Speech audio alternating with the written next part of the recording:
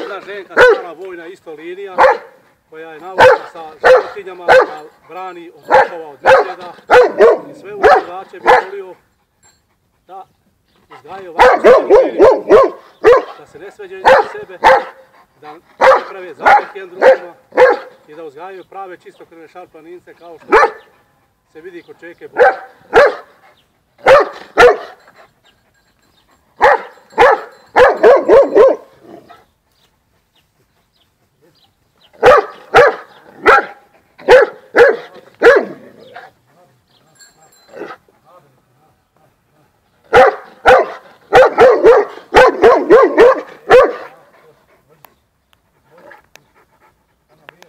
Spava sa kozama.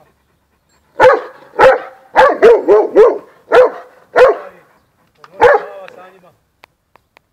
Spava svoje stado i vjerno svoje stado. Ka šarplanina.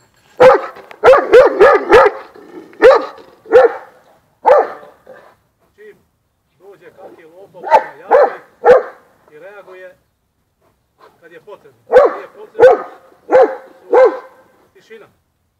I to je najveća osobina šarplanina. Kad ostane jare u njim, ona zove gazda da idem ili jagnje. Ona daje znakove da se nešto događa.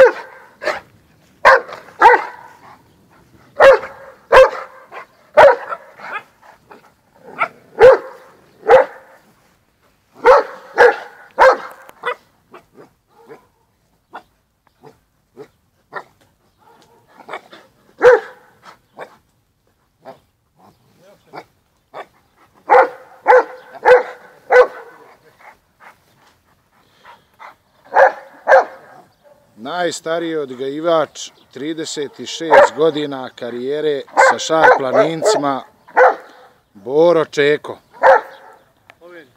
Slovenija, Ljubljana.